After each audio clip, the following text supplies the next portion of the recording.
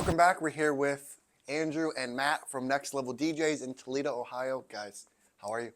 We're great, man. Thank you so much for having us today. Yeah, of course. Thank you guys for coming on. I appreciate it. Um, so, ear- Early on in your business journey, you realized that most DJ companies were shortchanging their DJs. How did you guys go about solving this problem? Yeah, so that's a great question. So right now we have a team of 7 DJs. We even have a handful of different guys that can fill in when all 7 of us are booked. But we really have a team atmosphere. We meet weekly with all of our DJs just to go over your previous gigs from the last week, some different gigs that are coming up. Just we have a great team atmosphere. Just sharing information back and forth, songs, music, and different experiences. How different gigs have gone. And would you say that that was really the main driver of you kind of looking at companies and being like, hey, like they're not being taken care of. They're not, like getting their just due. Like, would you say that's kind of like a big problem like that? You guys like the main driver of starting the company. Yeah, absolutely. Me and Matt have both previously worked for different DJ companies. We kind of seen some of the different issues and problems with some of those companies, and we always make sure to treat our guys as best as we can. When it comes to pay, when it comes to equipment, reliability, music, we make sure all of our DJs are taken care of. Yeah. And I could probably add to that a little bit. One thing that we're proud of is that we can say that we pay our DJs more than anybody else. Um, our culture is different in what we really believe in.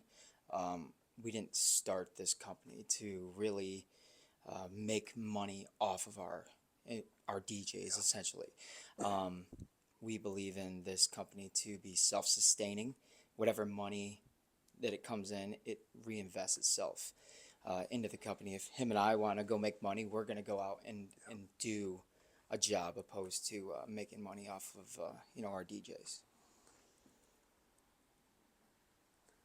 And through that kindness and through that generosity of wanting to help your DJs, why start a company, especially a DJ company, if the goal isn't to get rich? Um, with looking at the landscape of other DJ companies and what we personally worked with, um, was we knew that we could provide a service that was essentially next level from everybody else, that we didn't have to charge more for. We knew what our worth is. Our DJs know that we believe in what they are worth. So we marketed ourselves towards that. And then from there on out, it just kind of worked out. We didn't want to start a business to be rich or anything like that. It just made more sense to us that Yeah. we had that goal in mind, and that's how we carried through. And how does DJing a wedding differ from DJing a corporate event? I'll let this guy answer that one. So that's a good question. Of course, we do a lot of different things. So we do weddings, private events, parties, karaoke, name that tune, Yeah. trivia. Weddings, we definitely take the most pride in. There's so much planning, so much organization for a wedding when it comes to really any other DJ gig. One thing we really pride ourselves in is we meet physically with our wedding couples 2 months prior to any wedding, just to start going over a timeline, flow of events. And we're really there to give them some ideas or tips and tricks for things that have worked out well for us in the past, and really look for, what they want to do for ceremony or reception. So we have our first initial meeting 2 months. We then email over a copy of the timeline. And then we'll actually meet with them a second time about a week or two prior to the wedding, just to go over all the different details. So we're very thorough when it comes to weddings. Of course, all of our playlists and all of that are custom for every single wedding, because not every or the two weddings are ever the same. You know, every wedding's a little bit different. But yeah, a lot more planning, a lot more time, effort, travel. We show up to weddings 2 hours ahead of time just to make sure everything is set up properly. Mic check, sound check, make sure everything is working great before the start. And when you guys are cultivating that environment for people to kind of just really be themselves, what is that main thing you guys focus on as a DJ company? Yeah, so when we meet with our couples, it's really important that we understand what they're looking for. We like to build a relationship with all of our clients just to make sure everyone's on the same page. One thing we take a lot of pride in is transparency and open communication. You know, if you ever have any questions, big or small, any concerns, you know, we're one phone call, one text message away. And as soon as any wedding couple books with us, they're aware of who their DJ is right away. And that's something we really strive for. A lot of other DJ companies around Toledo, you know, they'll be happy to book your wedding, but you might not necessarily know who your DJ is sometimes until the day of your wedding. You have anything on Oh yeah. on that? To kind of add to that, you know, I always tell all of my wedding couples, like, you know, this is your wedding. We're going to do anything and everything that you want to do, how you want to do it. I'm going to give you a whole bunch of ideas, creative ways of doing things, how to do things, when to do things, and why to do things. But ultimately, it's your wedding. You know, we're very go with the flow. We're not rigid, and you know, we listen to our clients. You know, it's weddings are taken for granted a lot. And that's been our philosophy from day one is like, no, these are weddings. You know, they are not cheap, and we do not want to be the reason by any means that your wedding doesn't come to, you know, fruition of what you always dreamed of. You know, and you know, to kind of go back to your original question, like with corporate gigs, they're very similar to a wedding.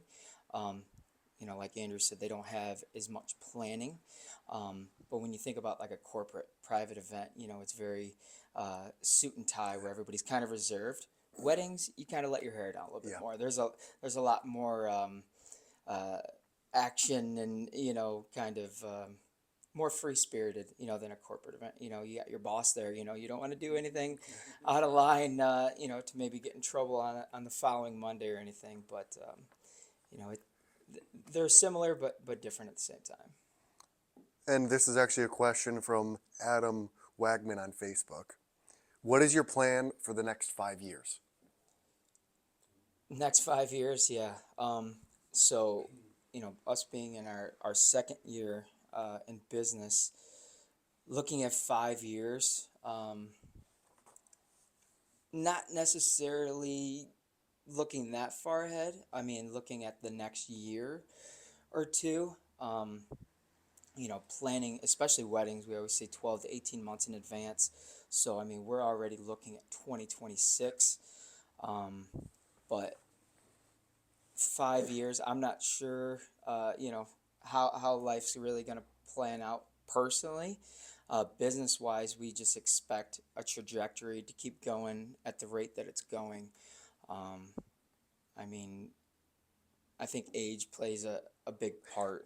I mean, what, 8 years? No, what, 6 years older than you? So, you know, my idea in 5 years might be a little bit different, you know, than his. Maybe you can add to that a little bit where you want to see yourself in 5 years, Mr. Husband to be. Yeah.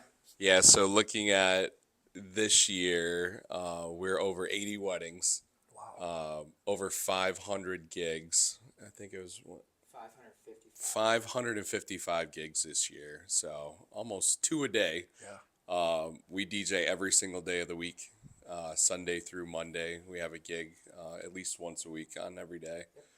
Looking at next year, We are on pace to be well over 100 weddings, which awesome. is crazy to think about, but it's awesome.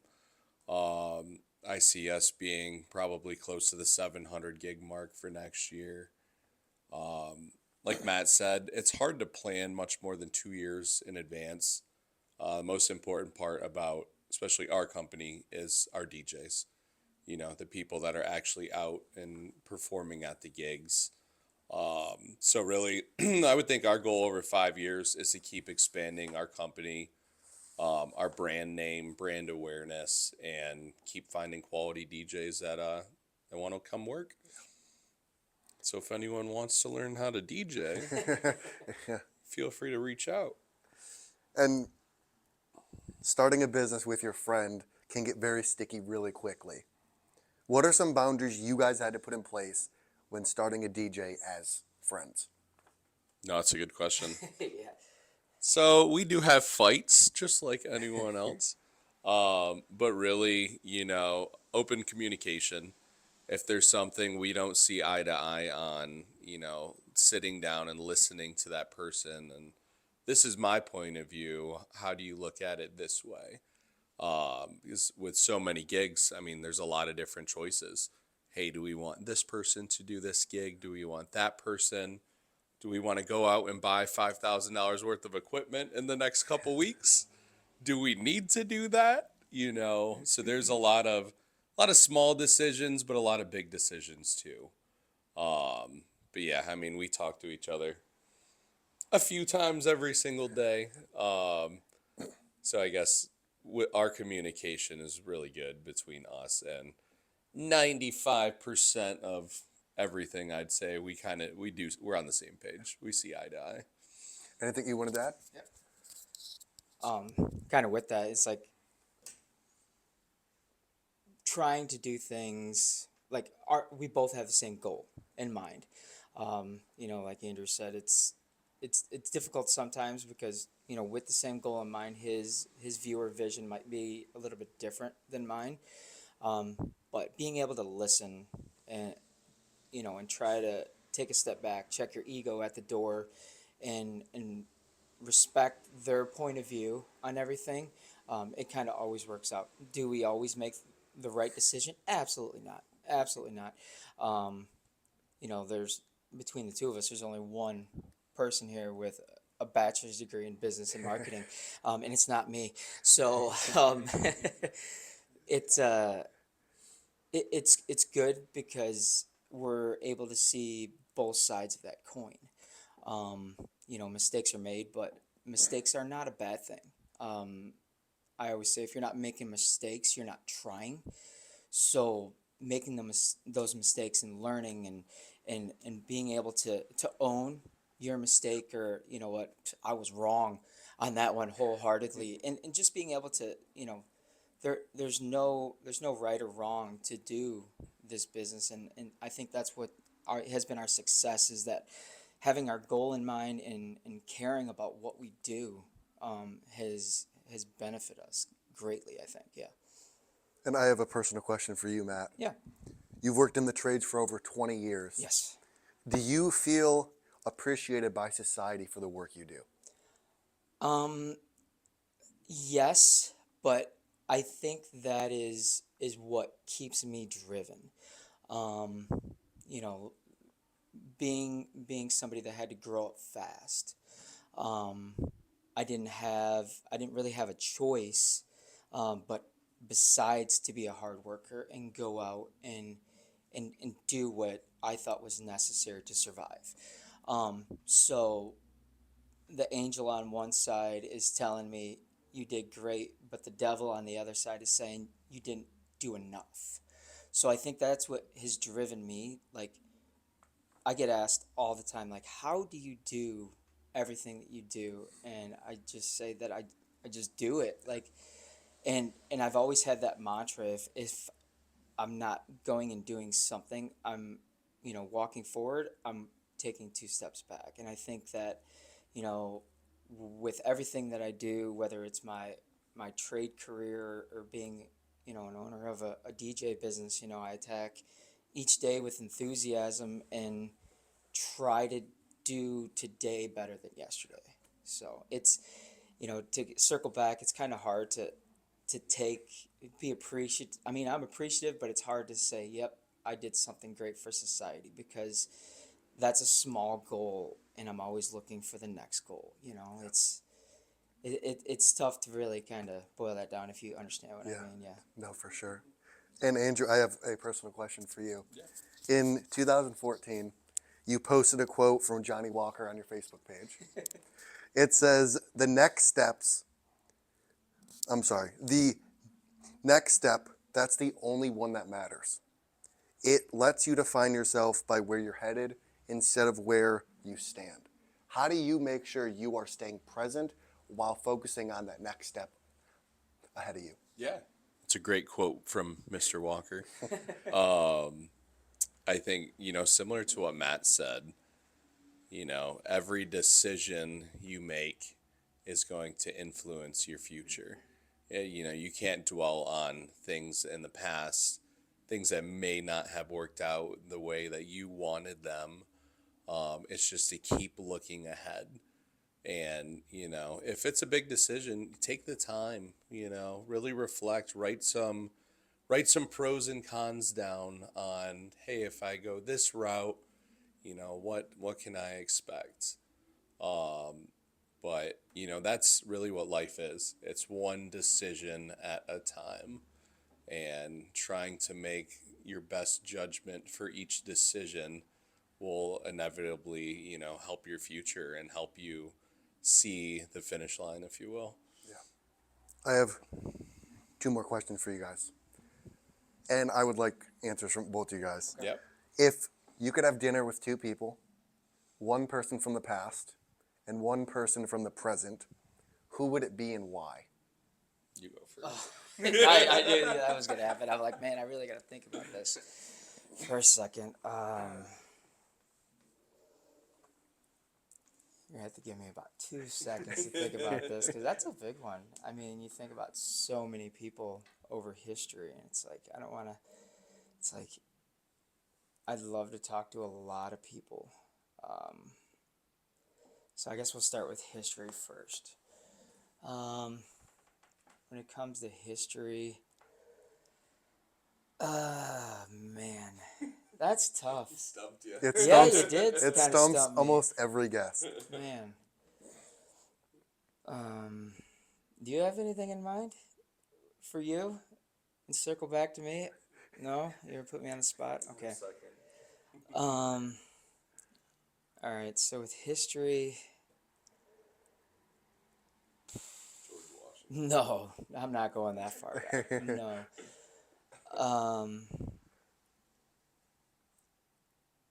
Man, that's a tough one, Easton. How long do people take on this question? It just depends on the person. Sometimes they're quick, sometimes it takes some thinking time. Yeah. History. Anyone? There's, History of the world? I mean, think about it. If you had one person to talk to in history, like, that's a tough question. I mean, the first person that really comes to mind is like, I'm just trying. There's just so many. I don't know. Probably Henry Ford would be the first. I mean, you think about Henry Ford being the entrepreneur that he was, or I mean, even like Nikola Tesla. I mean, you think about those two individuals, how those two changed the industrial world, period. Probably those two, because I mean, you think about them, what made them brilliant was how they took something and then just did it. I mean, my wife asked me, she's like, how did you do something, whether it's fixing a sink or fixing a car or just building anything? She's like, how do you do that? I'm like, I don't know, I just did it. You think about like Henry Ford and the assembly line and all the inventions that that Tesla created, or even Thomas Edison. It's like those, I mean, any of those three would be great to sit down and talk to. Like, just, okay, Here you are. You're going to be an entrepreneur. You're going to be somebody that is going to change the face of the world. Granted, they probably didn't realize it at the time, but they really did. I mean, though any of those guys would be somebody in history. And then um, in the present, I mean, I think I'd like to speak with. I'm going to throw out three names. Um, and the last one would probably be like, really, that's a weird one, but uh, Joe Rogan. Joe Rogan would be a great person to talk to. I mean, I think that, podcast and, UFC aside, I think Joe is a very well spoken person. His podcasts are great. I just think that he's very similar to myself. Like, he wants to know everything. Like, I am a man of useless knowledge. I host our trivia. Um, I just like to learn about anything. Um, I think Joe Rogan would be good. I think Elon Musk would be another that would be really good to talk to. I mean, you're thinking of, I think he was from South Africa, and now the richest person on the face of the planet. And again, he is dabbled into so many ranges of so many different sectors of manufacturing or industrial or technology, like, again, just wants to be involved with everything. And then the third one, I think you'll think is kind of weird, but I think he's very well spoken. And I have a quote hanging on my toolbox from him that I think, I can't remember what college he spoke at. He did a commencement speech. Would be Jim Carrey. Jim Carrey is very educated. He's very well spoken. I think that um, he would be great to talk to. I just watched a video the other day of him, when he was trying to be an actor. He wrote himself a check I saw for that. $10 million. And 1 year later, I think it was 1 year later, he was able to cash that check to himself. Just the foresight of just that vision and having a dream and working towards that goal, that I think that he would be a great person to talk to.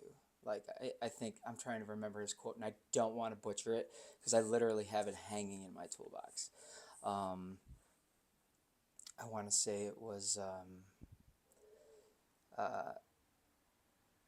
you can't fail at what you want if you take a chance on doing what you love.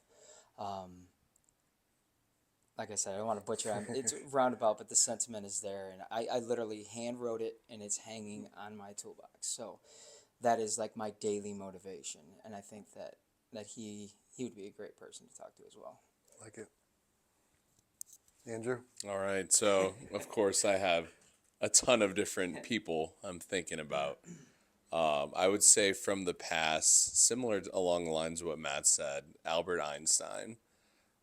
Just to have the opportunity to speak with someone that is so far ahead of everyone of his time and just see what makes him tick. Everyone he talks to, everyone he meets said he was crazy, and just his way of thinking. I would just like to be in his presence, just for a few minutes, and just to see, how much above, brain power wise he was from everyone else. All of his different inventions, all of his different laws. Like, how did he get this information? Did it just pop into his head, or, is something else in play here? When it comes to, I guess, you said it's having lunch, right? Dinner, brunch. I was gonna say brunch, dinner.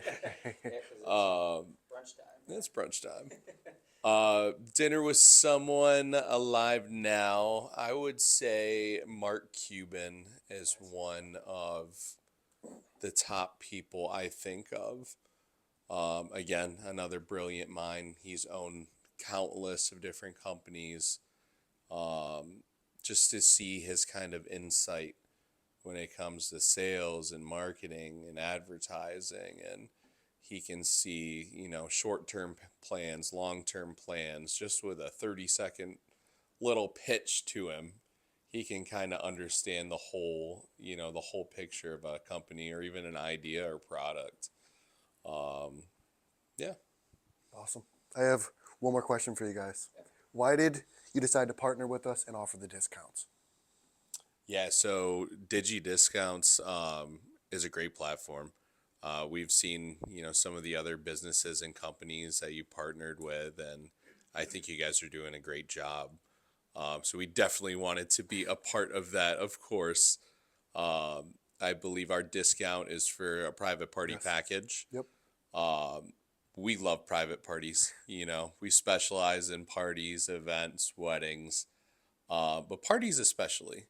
You know, I think just about every party or event me and Matt have done this year, we always meet someone there. We always hand out a business card, it seems, to the right person at the time. So we get our name out there, you know, show people who we are, what we do. But two, we make connections and meet other people, and typically leads to good things down the line. Awesome. Yeah, to add to that, like networking essentially, that's how we actually met Yes. So, um, when it comes to Digi Discount, discount is something that we don't normally even offer. With private parties, we in weddings and anything that we do, we want to take that event to the next level. So, in the spirit of networking and building brands and companies and things like that, is yours and ours alike. It made sense for us to partner up and try to take all of our companies and network to the next level essentially. So I think it's good for us and you and Yep. all of the other people that you've had on your podcast. Awesome. Thank you, guys. Those are the questions I have. How can people find you? And what is one thing you want to leave people with? You can find us on pretty much every social media network. You can find us on our website, our Facebook. We have an Instagram. We have a TikTok. Um, you can follow us on EventPen. A lot of our events are being posted on there. Am I missing anything with what we're on? Um, and then what was your last part of that What is question? one thing you want to leave people with? Leave people with? Um, I'd say that if you are looking um, to book anything with entertainment, to do your homework. We might not be the right DJ company for you. Whether we don't fit, what your goal is or your budget or whatever it may be, but do your homework on who you hire on anything, especially weddings, because there's really three main categories to really any event like that, and entertainment is essential, and it's more than just playing music for us. I mean, you're hiring us for our expertise. You're hiring us for our hosting ability, for everything. It's more than just, we're not Spotify. We're not just Yeah, playing music. We're professionals at what we do. Um, and just do your homework on before you just kind of rush out, and especially if you're trying to hire any vendor. Um, Strictly on budget. It's the old adage that's been around forever. It's like, you get what you pay for. And we're pretty prideful at where we market ourselves, and I think we do a good job. I mean, we are an award-winning company, so we're just happy to do what we do. One thing I want to add, due our success for this year, last year, even next year, we owe all of that to all of our clients. Anyone from our wedding couples to private events, parties, We have a number of local high schools. We're doing proms, homecomings for nightlife, different clubs, bars. I mean, you name it, we do it. But without all of our clients and everyone that's believed in us from the start, really, we owe a ton of credit to them for all of our past gigs and all of our gigs coming up for next year. Awesome. Well, guys, thanks for coming on. I appreciate Yeah, it. thank you so much for having us. Yep. Thank you.